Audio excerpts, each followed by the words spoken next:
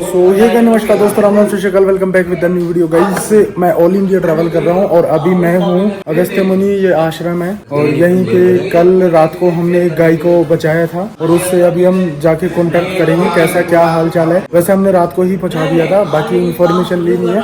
और यहाँ पे मंदिर है जिसका स्ट्रक्चर केदारनाथ मंदिर जैसा ही बना हुआ है। सारे जितने भी मंदिर हैं स्ट्रक्चर एक जैसा ही है, केदारनाथ मंदिर टाइप में। आप देख सकते हो ये गेट है। इसका रीज़न ये है ऐसे स्ट्रक्चर होने का, क्योंकि इस एरिया में हर जगह पे पहले स्नो होती थी, स्नो पड़ती थी और इस टाइप के स्ट्रक्चर बनने से ये होता है स्नो अपने आप पिघल जाती थी जल्दी से। ओके ओके, सो गाइस चलते हैं मंदिर के अंदर, दर्शन करवाते हैं आपको।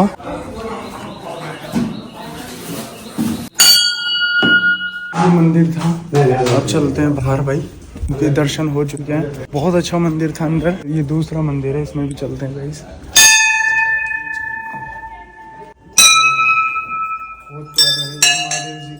तो ये शिवालय है, बहुत प्यारे मंदिर है। बाहर से दिखाता हूँ आपको कुछ इस तरीके से गाइस। मैं बाहर आ चुका हूँ, ये मंदिर है और ये शिवालय है। इसी के साथ में यहाँ पे एक और छोटा सा मंदिर है और ये मेन एंट्रेंस है ओके यहाँ आने का।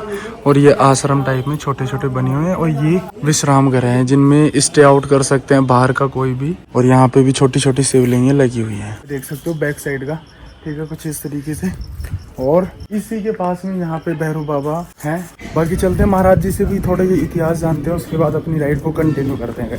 जय मुनि महाराज। यहाँ पे पहले तो अगस्त्य जी का जन्म जो है कि समुद्र के मंथन से हुआ है। जो अमृत अंदर रहा वो अगस्त्य कहलाया, जो बाहर रहा वो वशिष्ठ कहलाया। दूसरा, यहाँ पे उत्तर भारत में आने का कारण मुख्यतः कि जब राम ने रावण का वध किया उसके बाद जो है चित्रकूट में भगवान राम अगस्त्य जी को मिलने आते हैं। तो अगस्त्य जी से वो पूछते हैं कि क्या प्रभु आप मुझे आता भी जो कि रावण के समकक्ष योद्धा थे और उसने जो है कि कुबेर पर नजर रखने के लिए उत्तर भारत में स्थापित किए थे। तो कह के महाराज जो मैं अब इनका वध करने जा रहा हूँ, मुझे कुछ और अस्त्र शस्त्र जो है दे दो दिव्य दृष्टि से या जो तपोबल है आपका उससे। तो अगस्त्य जी कहते हैं जो अस्त्र शस्त्र मैंने आपको दिए थे तो वो क्षीण हो गए हैं रावण के वध में, तो अब मैं स्वयं जाऊं। तो अगस्त्य जी उत्तर भारत, पहला कारण तो यह है कि उत्तर भारत आने का कि आतापी वातापी का वध करना। दूसरा कारण विंध्याचल पर्वत जो कि मध्य प्रदेश के निकट है। तो विंध्याचल नारद मुनि के कहने पे इतना उठ गया कि सूर्य और चंद्रमा की गति को अवरुद्ध। तो ये मानना है कि उत्तर भारत में उजाला ही उजाला, दक्षिण भारत में अंधकार ही अंधकार। इसलिए जो है कि वो जो है ब्रह्मा जी के पास जाते हैं, वो झुकता नहीं है। तब जो है सभी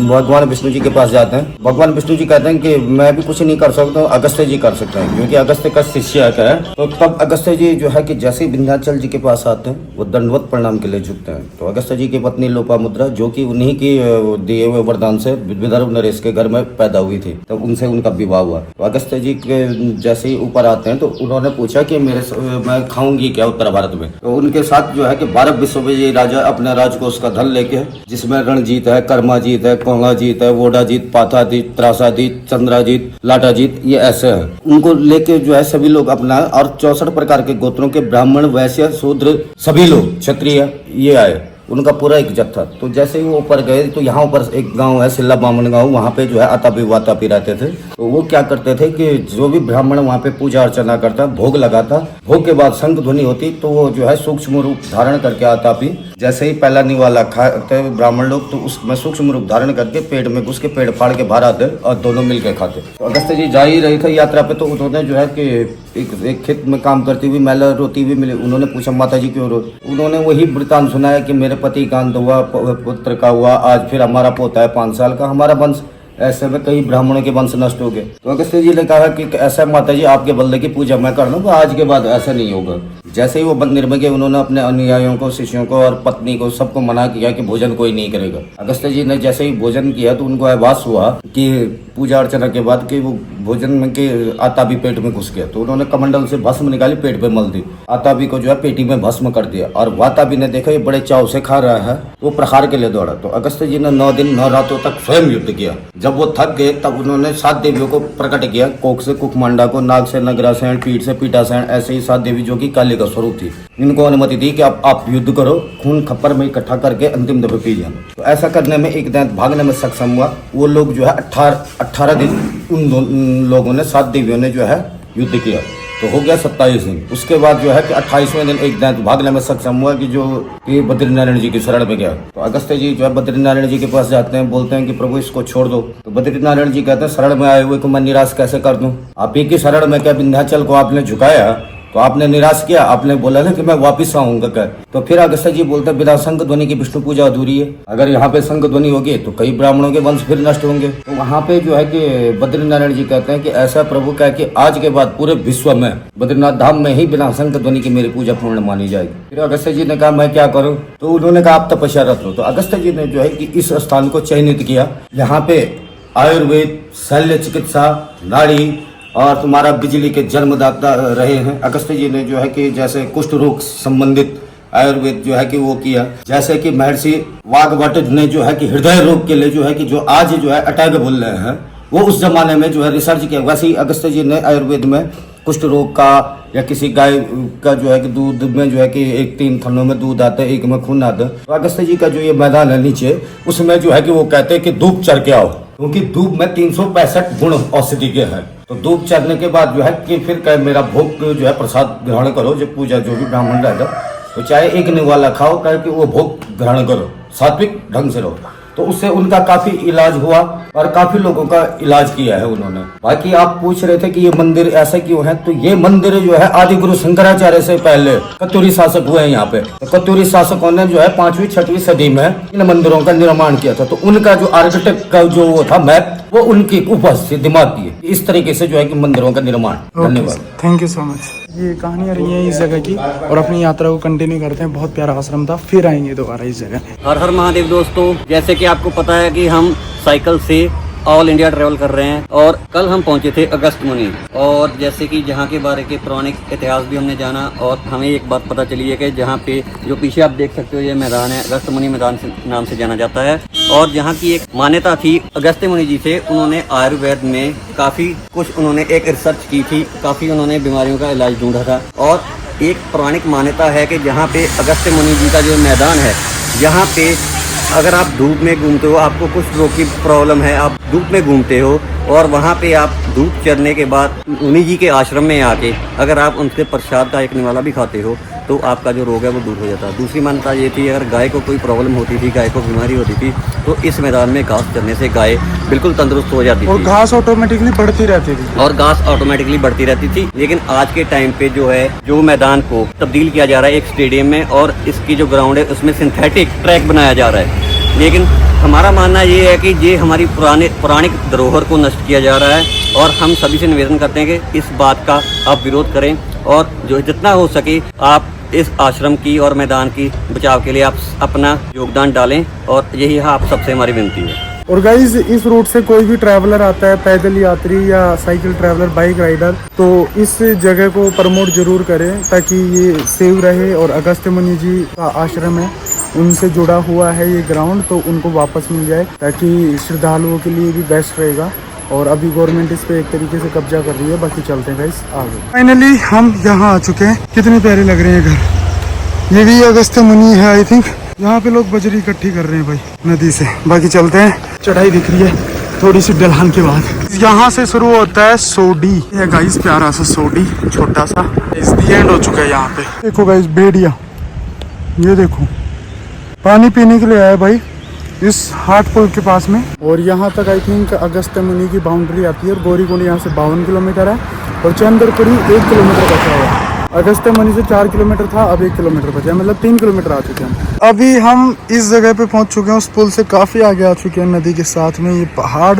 और यहाँ पे एक बहुत प्यारा सा मंदिर बना हुआ है, बिल्कुल पहाड़ी के इस छोर पे। और यहाँ से भाई झरना भी गिरता है, जिसको दूध धारा बोला जाता है। और अपने सुखी भाई इसको साफ कर रहे हैं। तब तक हमारा जो कावड़ यात्रा मिस्टर सुशांत, वो भी आ जाएगा, पैदल आ रहा है। तब तक हम इसको साफ कर देंगे। ये देखो पुण्य का काम करते हो बस। पहले काफी गंदा हो चुका था, हम इसकी रिस्टोरेशन कर रहे हैं। बस इस पे हरियाली जम गई थी काफी, देखने में अभी तो बहुत ज्यादा साफ हो गया। अभी पहले तो बिल्कुल हरा हरा था। गाइस, ये जो बंदा दिख रहा है ना, ये छत्तीसगढ़ का साइंटिस्ट है मिस्टर ओम प्रकाश। हमारी साइकिल छाव में खड़ी है, बट इसकी साइकिल दिखाता हूँ गाइस। इसकी साइकिल देखो धूप में, ताकि बैटरी चार्ज होती रहे, सोलर पैनल चार्ज होता रहे, बैटरी में रिस्टोर होती रहे। देखो कितना दिमाग लगा। तो ये साइंटिस्ट है गाइस, जो रात को 1.5 किलो खिचड़ी खा गए थे आश्रम में। बोलिए बोलिए। जय भवानी, जय भवानी, नमो पार्वती पते, हर हर महादेव। गाइस, हमारे भाई ने बिल्कुल सुंदर कर दिया इस वापस से इस प्यारे से संगमरमर को। खैर हमने सोचा नहीं था इतना भी खूबसूरत ये दिख सकता है। ये पहले मैंने तो सोचा था, भैया ने नहीं, क्योंकि उनकी सोच ही घटिया है। देखो गाइस ये है चंद्रापुरी और यहाँ पे भी यह मंदिर देख सकते हो जिसके structure same as it is उसी मंदिर की तरह केदारनाथ और अभी जो मैंने दिखाया आपको। तो गाइस कहने का मतलब है ये जो स्ट्रक्चर है ना भाई बहुत यूनिक है और यूनिक बनाती है मंदिर को एक परफेक्ट शेप में। पहुंच चुके हैं बांसवाड़ा ये और यहाँ पे ये अनक्षेत्र कुटी के नाम से नीचे आश्रम बना हुआ है। हाँ जी राजस्थान वाला नहीं है ये उत्तराखंड वाला है। राजस्थान वाला तो राजस्थान में है उत्तराखंड में अब आगे मत जाओ। हाँ इधर से सारा सामान निकला हुआ है आगे नहीं जाना इसके। ये देखो गाइस यहाँ से टूटा हुआ हिस्सा है भाई पूरा खंडर जैसा बन गया पूरा। हम कुटी वाले अन्य क्षेत्र में आ गए हैं गाइस। ये देखो मैं अकेला आया हूँ थोड़ा आराम के लिए जगह देखने बट गाइस अभी तक कोई नहीं मिल रहा है भाई। सड़क से जस्ट नीचे उतर के बहुत प्यारी लोकेशन पे यहाँ पे भाई कोई सिस्टम नहीं बन पाया। चलते हैं भाई कोई बात नहीं आगे चलते। अभी हम इस जगह में पहुंच चुके हैं भाई। देखो कितना भयंकर लग रहा है और बुरी वाली चढ़ाई है और ये देखो ऊपर से पत्थर गिरने की पॉसिबिलिटी। और देखो और हम चलने वाले हैं इस छोटे से रास्ते। इस रास्ते में एक बार में सिर्फ एक गाड़ी जा सकती है 100 मीटर तक ऐसा रास्ता है गाइस। गाइस बांसवाड़ा से आगे भिवाड़ी गांव आया था उसके आगे आया था काकड़ा घाट गांव आया था उसके आगे आया है अभी कुंड और अभी हम रुक रहे हैं कुंड गांव में। यहाँ पे भाई नीचे नहाने का भी है और मैगी वगैरह बनाएंगे। साइकिलें वहाँ खड़ी कर दी हमने तो नीचे चलते। इसको पुरानी टनल है भाई जिसमें गेट लगा हुआ है लॉक लगा हुआ है जिसमें एंट्री नहीं है भाई बिल्कुल भी और बड़ी खतरनाक दिख रही है भाई। इसमें गाइस पानी भरा हुआ है पूरी टनल के अंदर। थोड़ा थोड़ा आपको भाई इसमें पानी भरा हुआ है। हर हर महादेव। गाइस मैं चला पानी लेने साफ पानी है बर्फ चलो चलो पानी भर लिया गाइस ऊपर चलते हैं। हमारे भैया मैगी बना रहे हैं भाई ने मैगी बना दी है। भाई का इतना बड़ा दिल है भाई खुद नहीं खा रहे खुद नहीं खा रहे। भी है। अब बज चुके हैं 4 बजे आ गए थे 2 घंटे हो गया यहाँ पे और अब चलते हैं भाई और डैम आपको ऊपर की साइड से दिखाते हैं। इसके अलावा गाइस वो जो रास्ता आपको दिख रहा है वो तुंगनाथ को जा रहा है एंड हम जाएंगे इस साइड से जो केदारनाथ वाला जा रहा है। और ये पीछे वाले ब्रिजेस जो है ये पार करके आए तो अब चलते हैं साइकिलों के पास। गाइस हम मेन रोड पे आ चुके हैं डैम वाली जगह में। ये डैम बना हुआ है और भाई यहाँ से मैं बता देता हूँ अब हम कौन सी चढ़ाई चढ़ने वाले हैं। जो गुप्त काशी की चढ़ाई हमें यहाँ से दिख रही है गुप्त काशी भी दिख रहा है थोड़ा थोड़ा बट भाई उस तक पहुँचने के लिए 7-8 किलोमीटर की पूरी खड़ी चढ़ाई 318 मीटर की दिखाता हूँ गाइस। चढ़ाई है जहाँ पे आपको थोड़ी थोड़ी गाड़ियाँ चलती हुई दिखाई दे रही है और फिर इसके ऊपर यहाँ पे एक रास्ता जा रहा है भाई। वो देखो छोटी छोटी गाड़ियाँ आपको चलती हुई दिखाई दे रही होंगी तो यहाँ से जाना पड़ेगा और इतना बड़ा पहाड़ हमें चढ़ना पड़ेगा यहाँ तक। Guys 99 megawatt Singoli Bhatwari hydro power plant ये डैम बना हुआ है आगे चल के दिखाता हूँ और ऐसे ही रास्ते आएंगे अब। और ये डैम है भाई पूरा आप एंड तक। ओ गाइस क्या देख लिया भाई बहुत तगड़ी वाली भाई मैं दिखाता हूँ आपको। वो इधर वाला देख कितना प्यारा लग रहा है इधर ऊपर का नहीं ग्लेशियर है ये देखो गाइस बर्फ का पहाड़ भाई ये अलग से जो है ना ये देखो कितना प्यारा लग रहा है। बाकी ऐसे नजारे अब शुरू हो चुके हैं गाइस स्टे कनेक्टेड चलते हैं आगे। और गाइस हिमाचल के बाद अब जाके कहीं सेल्टर पाइनस मतलब चीड़ का पेड़ देखने को मिला है भाई। पीछे देखो ये है गाइस तुंगनाथ रुद्रनाथ वाला रास्ता। ये कॉलेजेस है ये रूट अलग जा चुका है इस पहाड़ों से अलग और हम इस रूट से जा रहे हैं केदारनाथ की दुनिया में। गाइस कुंड वाली लोकेशन से आगे जहाँ से हमने मैगी खाई थी उससे आगे भाई इतने amazing one of the best view आते जा रहे हैं। और यहाँ से दिखाता हूँ भाई डैम का व्यू कितना खतरनाक लग रहा है नैनीताल की तरह लग रहा है। ये देखो गाइस कितना प्यारा लग रहा है भाई डैम जो इलेक्ट्रो पावर डैम है ये आप देख सकते हो। और वो जो सामने रास्ता दिख रहा है वो तुंगनाथ रुद्रनाथ को जा रहा है। चलते हैं गाइस अभी चढ़ाई बाकी है 5 किलोमीटर की। अभी हम यहाँ पहुँच चुके हैं और यहाँ से गुप्त काशी 3 किलोमीटर है और चलते हैं आगे। ये देखो गाड़ी जा चुकी है यहीं से हम चलने वाले हैं। लुक एट हेयर गाइस मेरे ऊपर आप देख सकते हो कितना भयंकर वाला पत्थर है इसके नीचे से निकलना पड़ा और ऐसे रास्ते आगे तक इसमें एक गाड़ी निकल सकती है तो यहाँ पे बहुत ज्यादा ट्रैफिक हो जाता है। चलते हैं बाकी आगे भी ऐसे रास्ते होंगे। और ये सब लोग थक चुके हैं गाइस। यहाँ से हम पानी भर रहे हैं भाई और ये पी रहे हैं सब लोग यहाँ पे। इधर से ले ले बोतल देख ये बोतल जमा कर रहा है बेचने के लिए। गाइस इतना अच्छा पानी तो भाई वाटर कूलर का भी नहीं होता। अभी 7:20 हो चुके हैं और आगे यहाँ पे डैम भी दिख रहा होगा आपको और ये व्यू देख सकते हो भाई, कितना प्यारा लग रहा है। इन्हीं रास्तों से हम आए थे, इधर से होते हुए आ चुके हैं गाइस। और इधर देखो आप पहाड़ों में घर भी देख सकते हो, और ये ऊपर का। खैर चलते हैं, बढ़ते अपनी मंजिल की और इस व्यू के साथ में। काशी में आपका हार्दिक स्वागत है। लास्ट हम पहुंच चुके हैं गाइस गुप्त काशी। चलते हैं आगे। ऐसा नज़ारा तो हमारे जगह पे तभी मिलता है जब दिवाली हो, लेकिन यहाँ पे रोज मिल रहा है। देखो ये सामने ऊखी मठ का एरिया है। 8:45 बज चुके हैं और 2 से 2.5 किलोमीटर और बचा हुआ है, जिस आश्रम में हम रुकने वाले हैं, गुप्त काशी में। बाकी मेरे पीछे की लाइटिंग देखो, बेहद खूबसूरत लग रही है गाइस, सो अमेजिंग। अभी भी हम कंटिन्यूअसली चल रहे हैं भाई, और 1 किलोमीटर और बचा हुआ अभी गुप्त काशी, और वही खतरनाक रास्तों से चलना पड़ रहा है। ये है भाई ऊखी मठ, ये पूरा का पूरा टोटल। और भाई ये ऊखी मठ इतना प्यारा लग रहा है। और गाइस सब लोग इधर उधर हो गए, 2 पीछे रह गए, 2 बहुत आगे गए, और हम बीच में फंस गए। तो उनका इंतजार करते हैं, वो तो जा चुके हैं। अभी 1-1.5 किलोमीटर और चलना है। बहुत भयंकर वाली चढ़ाई करके इस आश्रम में आ चुके हैं, श्री श्री विद्याधाम अनछेद। और ये है आश्रम, और सड़क के साथ में ही है भाई। और यहाँ पे भाई अभी रिस्ट्रिक्शन भी लिखी हुई है बोर्ड पे कि आप 1 रात सिर्फ यहाँ रुक सकते हैं, क्योंकि अभी टूरिज्म बहुत ज़्यादा चला हुआ है। बाकी नॉर्मल दिनों में तो आप काफ़ी टाइम रुक सकते हो, खाने वाने का भी है, सब ठीक है। खाना खा के हम फ्री हो चुके हैं, साइकिलें लोग चलती हैं भाई। बहुत ज़्यादा थक चुके हैं, हद से ज़्यादा, क्योंकि आज बहुत भयंकर वाली चढ़ाइयाँ थी भाई। ये रही गाइस सुखी भाई की, और ये अपना असुर इधर खड़ा हुआ है। अब सोते हैं गाइस। बाकी वीडियो पसंद आए तो लाइक कमेंट सब्सक्राइब जरूर कर दे, and thank you for watching. Bye, take care, मिलते हैं नेक्स्ट वीडियो में। Bye, love you all.